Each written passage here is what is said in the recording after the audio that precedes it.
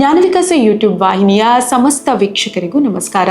ವೀಕ್ಷಕರೇ, ಈ ದಿನದ ಜ್ಞಾನದ ಜಗಲಿ ಸಂಚಿಕೆಯಲ್ಲಿ ಮನುಷ್ಯ ಹಾಗೂ ಮಾನಸಿಕ ತುಮುಲ ಎನ್ನುವ ವಿಷಯದ ಬಗ್ಗೆ ನಾವುಗಳು ಮಾತನಾಡುವವರಿದ್ದೇವೆ. ಇತ್ತೀಚಿನ ದಿನಗಳಲ್ಲಿ ಸಾಮಾನ್ಯವಾಗಿ ಜನರ ಜೀವನ ಶೈಲಿಯ ಕಡೆಗೆ ಗಮನವನ್ನು ಹರಿಸಿದರೆ ಸಾಕಷ್ಟು ಸಂಖ್ಯೆಯ ಜನ ಆತ್ಮಹತ್ಯೆಯಂತಹ ಸಮಸ್ಯೆಗೆ ತಮ್ಮನ್ನು ತಾವು ತೆರೆದುಕೊಳ್ತಾ ಇದ್ದಾರೆ. ಇದರ ಜೊತೆಗೆ ಮಾನಸಿಕವಾಗಿಯೂ ಕೂಡ ಜನಸಾಮಾನ್ಯರಲ್ಲಿ ಕಂಡು ಬರ್ತಾ ಇರುವಂತಹ ಬೇರೆ ಬೇರೆ ರೀತಿಯಾದಂತಹ ಸಮಸ್ಯೆಗಳನ್ನು ನಾವು ಗುರುತಿಸಿಕೊಳ್ಳಬಹುದು. ಯಾವಾಗ ಕೊರೋನಾದಂತಹ ಮಹಾಮಾರಿ ಜಗತ್ತನ್ನೇ ವ್ಯಾಪಿಸಿತೋ ಆ ಸಂದರ್ಭದಲ್ಲಿ ಮನುಷ್ಯ ಹಲವು ರೀತಿಯ ಸಮಸ್ಯೆಗಳಿಗೆ ತನ್ನನ್ನು ತಾನು ತೆರೆದುಕೊಳ್ಳಬೇಕಾಗಿ ಬಂತು. ಆದರೆ ತದನಂತರದ ದಿನಗಳನ್ನು ನೀವು ಗಮನಿಸಿದರೆ ಹಣದ ಒತ್ತಡ ಇರಬಹುದು, ಆರ್ಥಿಕವಾಗಿ ಸದೃಢತೆಯನ್ನ ಸಾಧಿಸಲಾಗ್ತಾ ಇಲ್ಲ ಅನ್ನುವಂಥ ವಿಷಯಗಳಿರಬಹುದು, ಸಂಬಂಧಗಳಲ್ಲಿ ಉಂಟಾಗ್ತಾ ಇರುವಂತಹ ನೋವುಗಳು ಮನುಷ್ಯನನ್ನ ಮಾನಸಿಕವಾಗಿ ಕುಗ್ಗಿಸ್ತಾ ಇದ್ದಾವೆ. ಹಾಗಾದ್ರೆ ಇದರ ಪರಿಣಾಮ ಏನು ಮತ್ತು ಇದನ್ನ ಎದುರಿಸುವ ಬಗೆ ಹೇಗೆ? ನಮ್ಮ ಸುತ್ತಮುತ್ತಲಿನ ವಾತಾವರಣದಲ್ಲಿ ನಾವು ಗಮನಿಸೋದೇ ಆದರೆ ಮಾನಸಿಕವಾಗಿ ನೊಂದಂತಹ ಹಲವು ಜೀವಗಳನ್ನು ಗುರುತಿಸಬಹುದು. ಇಂತಹ ಸಂದರ್ಭದಲ್ಲಿ ಮನುಷ್ಯ ತನ್ನನ್ನು ತಾನು ಯಾರಾದರೂ ತನ್ನನ್ನು ಪ್ರಶ್ನಿಸಲಿ, ತನ್ನ ಸಮಸ್ಯೆಗಳಿಗೆ ಕಿವಿಯಾಗಲಿ ಅನ್ನೋದನ್ನು ಬಯಸುವಂಥದ್ದು ಸಾಮಾನ್ಯ.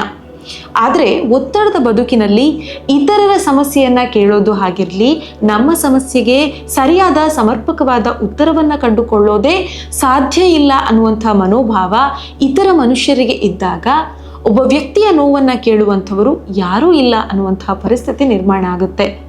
ಇಂದು ಎಲ್ಲ ಮನೆಗಳಲ್ಲಿಯೂ ಕೂಡ ಆರ್ಥಿಕವಾಗಿ ಸದೃಢತೆಯನ್ನು ಸಾಧಿಸಬೇಕು ಅನ್ನುವ ಕಾರಣಕ್ಕಾಗಿ ಮನೆಯ ಸದಸ್ಯರೆಲ್ಲರೂ ದುಡಿತದಲ್ಲಿ ತೊಡಗಿದ್ದಾರೆ. ದುಡಿಯುವ ಪ್ರತಿಯೊಂದು ಕೈಗಳು ಕೂಡ ತಮ್ಮನ್ನು ತಾವು ಸಾಧ್ಯವಾದಷ್ಟು ವಿರಾಮಕ್ಕೆ ತೆರೆದುಕೊಳ್ಳುವ ಬದಲಿಗೆ ಒತ್ತಡದಲ್ಲಿ ಇರುವಂತಹ ಪರಿಸ್ಥಿತಿ ನಿರ್ಮಾಣ ಆಗಿದೆ. ಹಾಗಿದ್ರೆ ಸಮಸ್ಯೆಗಳನ್ನು ಹೇಳಿಕೊಳ್ಳುವಂಥದ್ದು ಯಾರಲ್ಲಿ? ಖಂಡಿತವಾಗಿಯೂ ಇಂತಹ ಪರಿಸ್ಥಿತಿ ನಿರ್ಮಾಣ ಆದಾಗ ಮನುಷ್ಯ ಕುಗ್ತಾ ಸಾಕ್ತಾನೆ. ಇದರ ಜೊತೆಗೆ ನಮ್ಮ ಮನೆಯಂಗಳದಲ್ಲಿ ಬೆಳೀತಾ ಇರುವಂತಹ ಮಕ್ಕಳು ಕೂಡ ಈ ವಾತಾವರಣದಿಂದಾಗಿ ಮಾನಸಿಕವಾಗಿ ಸದೃಢರಾಗುವ ಬದಲಿಗೆ ತಮ್ಮೊಳಗೆ ತಾವು ನೊಂದುಕೊಳ್ಳುವಂತಹ ಪ್ರಕ್ರಿಯೆ ಹೆಚ್ಚಾಗ್ತಾ ಇದೆ. ಹೀಗಾಗಿ ಇವತ್ತು ಶಾಲಾ ಸಂಸ್ಥೆಗಳನ್ನು, ಸಂಘ ಸಂಸ್ಥೆಗಳನ್ನು ನೀವು ಭೇಟಿಯಾದರೆ ಇದಕ್ಕಾಗಿ ಬೇರೆಯದೇ ಆದಂಥ ಒಂದು ವಿಂಗ್ ರಚಿಸಿಕೊಂಡು ತನ್ಮೂಲಕ ವ್ಯಕ್ತಿತ್ವಗಳನ್ನು ಅಧ್ಯಯನ ಮಾಡುವಂತಹ ಕೆಲಸ ನಡೀತಾ ಇದೆ. ಮಕ್ಕಳು ತಮ್ಮ ತಂದೆ ತಾಯಿಯಲ್ಲಿ ಹೇಳಲಾಗದಂಥ ವಿಷಯಗಳನ್ನು ತಮ್ಮ ಶಿಕ್ಷಕರ ಜೊತೆಗೆ ಹಂಚಿಕೊಳ್ತಾ ಇದ್ದಾರೆ. ಎಷ್ಟೋ ಮನೆಗಳಲ್ಲಿ ನೊಂದಂತಹ ಹೆಣ್ಣು ಮಕ್ಕಳು ಆತ್ಮಹತ್ಯೆಯಂತಹ ಯತ್ನವನ್ನು ಮಾಡ್ತಾ ಇದ್ದಾರೆ. ಪುರುಷರು ಕೂಡ ಇದರಿಂದ ಹೊರತಾಗಿಲ್ಲ. ಎಷ್ಟೋ ಕಡೆಗಳಲ್ಲಿ ಗಂಡು ಮಕ್ಕಳು ತಮ್ಮ ಸಮಸ್ಯೆಗಳನ್ನು ಹಂಚಿಕೊಳ್ಳಲಾಗದಂತಹ ಸಂದರ್ಭದಲ್ಲಿ ತಮ್ಮೊಳಗೆ ಇಟ್ಟುಕೊಂಡು ಕೊನೆಗೆ ಒಂದು ಹಂತದಲ್ಲಿ ಆತ್ಮಹತ್ಯೆ ಪರಿಹಾರ ಎನ್ನುವಂತಹ ಹಂತಕ್ಕೆ ಬಂದು ತಲುಪುವುದನ್ನು ನಾವು ಗಮನಿಸಬಹುದು. ಹಾಗಾದರೆ ಮನಸ್ಸಿನೊಳಗಿನ ಗಾಯಕ್ಕೆ ಪರಿಹಾರ ಏನು? ಅಥವಾ ಮಾನಸಿಕವಾಗಿ ನೊಂದವರನ್ನು ಸಮರ್ಪಕವಾದಂತಹ ದಾರಿಯ ಕಡೆಗೆ ತೆಗೆದುಕೊಂಡು ಬರೋದು ಹೇಗೆ? ಮುಖ್ಯವಾಗಿ ವ್ಯಕ್ತಿ ತನ್ನನ್ನು ತಾನು ಸದೃಢಗೊಳಿಸಿಕೊಳ್ಬೇಕು. ಯಾಕಂದರೆ ಪ್ರತಿ ಸಂದರ್ಭದಲ್ಲಿ ನಮ್ಮ ನೋವಿಗೆ ಇತರರ್ಯಾರೋ ಪರಿಹಾರವನ್ನು ಹೇಳ್ತಾರೆ ಅಥವಾ ನಮ್ಮ ಜೊತೆಗೆ ನಿಲ್ತಾರೆ ಅನ್ನುವಂಥದ್ದು ಸುಳ್ಳು.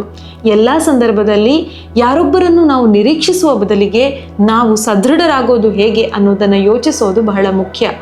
ಧ್ಯಾನ, ಯೋಗ ಇಂತಹ ಚಟುವಟಿಕೆಗಳು ನಮ್ಮನ್ನು ಸದೃಢರಾಗಿಸುವುದರಿಂದಾಗಿ ನಾವು ಹೆಚ್ಚಿನ ಸಮಯವನ್ನು ಇಂತಹ ವಿಷಯಗಳ ಕಡೆಗೆ ವಿನಿಯೋಗಿಸಿಕೊಳ್ಬೇಕು. ನಮ್ಮನ್ನು ನೋವು ಪಡಿಸಬಹುದಾದಂತಹ ವಿಷಯದಿಂದ ಆದಷ್ಟು ದೂರವಾಗಿರೋದರಿಂದ ನಮ್ಮನ್ನು ನಾವು ನಿರ್ಲಿಪ್ತತೆಯ ಕಡೆಗೆ ತೆಗೆದುಕೊಂಡು ಹೋಗೋದು ಸಾಧ್ಯ ಆಗುತ್ತೆ. ಇದರ ಜೊತೆಗೆ ನಮ್ಮ ಸ್ನೇಹಿತ ವಲಯದಲ್ಲಿ ಅಥವಾ ಕುಟುಂಬದಲ್ಲಿ ನೋವಿನಲ್ಲಿರುವಂತಹ ಮನುಷ್ಯರನ್ನು ಕಂಡಾಗ ಅಥವಾ ಮನಸ್ಸುಗಳನ್ನು ನಾವು ಗುರುತಿಸಿದಾಗ ಕನಿಷ್ಠ ಏನಾಗ್ತಾ ಇದೆ, ಯಾಕೆ ಹೀಗಿದ್ದೀರಾ ಮತ್ತು ಸಮಸ್ಯೆ ಏನು ಹಾಗೂ ನಮ್ಮಿಂದ ನೀಡಲು ಸಾಧ್ಯ ಅನ್ನೋದಾದರೆ ಒಂದಷ್ಟು ಮಾತನ್ನು ಹೇಳುವುದರ ಮೂಲಕ ಅವರನ್ನು ಪರಿಹಾರದ ಕಡೆಗೆ ಕರೆದುಕೊಂಡು ಹೋಗುವಂಥದ್ದು ಬಹಳ ಮುಖ್ಯ. ಕೆಲವೊಂದು ಘಟನೆಗಳನ್ನು ನಾವು ಗಮನಿಸಿದ್ರೆ ಆತ್ಮಹತ್ಯೆಯಂತಹ ವಿಷಯ ಘಟಿಸಿದ ನಂತರ ಅವರು ಇತ್ತೀಚಿನ ದಿನದಲ್ಲಿ ಸಾಮಾನ್ಯವಾಗಿ ಇರಲಿಲ್ಲ. ಕನಿಷ್ಠ ನಾವು ಅವರ ಸಮಸ್ಯೆ ಏನು ಅನ್ನೋದನ್ನು ಕೇಳಿದರೆ ಬಹುಶಃ ಈ ದಿನ ಇಂತಹ ಘಟನೆ ನಡೀತಿರಲಿಲ್ಲ ಅನ್ನುವಂತಹ ಸಂಬಂಧಿಕರನ್ನು ಕಾಣಬಹುದು. ಆದರೆ ಯಾವುದೋ ಒಂದು ವಿಷಯ ನಡೆದ ನಂತರ ಪರಿಹಾರವನ್ನು ಹುಡುಕೋದರ ಬದಲಿಗೆ ಮುಖ್ಯವಾಗಿ ನಮ್ಮ ಸುತ್ತಮುತ್ತಲಿನ ವಾತಾವರಣದಲ್ಲಿ ನೊಂದ ಜೀವಗಳನ್ನು ಸಂತೈಸೋದು ನಮಗೆ ಸಾಧ್ಯ ಅನ್ನೋದಾದರೆ ಈ ನೆಲೆಯಲ್ಲಿ ಕಾರ್ಯಪ್ರವೃತ್ತರಾಗೋದು ಬಹಳ ಮುಖ್ಯ. ಇದರ ಜೊತೆಗೆ ನಮ್ಮ ಮಕ್ಕಳೇ ಇರಲಿ, ನಮ್ಮ ಸುತ್ತಮುತ್ತಲಿನ ಜನಸಾಮಾನ್ಯರೇ ಇರಲಿ, ಅವರನ್ನು ಸಾಕಷ್ಟು ಮೆತ್ತಗಿನ ಮನಸ್ಥಿತಿಯಿಂದ ಸಂಬಂಧಗಳನ್ನು ಅಥವಾ ವಿಷಯಗಳನ್ನು, ಬಂದ ಕಷ್ಟಗಳನ್ನು ಎದುರಿಸೋದು ಹೇಗೆ ಎನ್ನುವ ಕಡೆಗೆ ನಡೆಸಿಕೊಂಡು ಹೋಗೋದು ಕೂಡ ಸಾಕಷ್ಟು ರೀತಿಯಲ್ಲಿ ಉತ್ತಮ ಪರಿಣಾಮವನ್ನು ನೀಡೋದರ ಕಡೆಗೆ ಗಮನವನ್ನು ಕೊಡಬಹುದು. ಹಾಗಾಗಿ ನಮ್ಮ ಸುತ್ತಮುತ್ತಲಿನ ವಾತಾವರಣದಲ್ಲಿ ಇಂತಹ ಸಮಸ್ಯೆಗಳು ಕಂಡಾಗ ಗುರುತಿಸಿ ಪರಿಹಾರವನ್ನು ಕಂಡುಕೊಳ್ಳೋಣ. ಜೊತೆಗೆ ನಮಗೆ ಇಂತಹ ಸಮಸ್ಯೆಗಳು ಬಾಧಿಸಿದಾಗ ಆದಷ್ಟು ಸದೃಢರಾಗಿ ಸಮಸ್ಯೆಗಳನ್ನು ಪರಿಹರಿಸಿಕೊಳ್ಳೋಣ ಅಂತ ಹೇಳ್ತಾ ಈ ದಿನದ ಸಂಚಿಕೆಯನ್ನು ಇಲ್ಲಿಗೆ ಕೊನೆಗೊಳಿಸ್ತಾ ಇದ್ದೇನೆ. ಇಂತಹ ಇನ್ನೊಂದು ಸಂಚಿಕೆಯ ಜೊತೆಗೆ ನಿಮ್ಮನ್ನು ಮತ್ತೆ ಭೇಟಿಯಾಗ್ತೀವಿ. ನಮಸ್ಕಾರ.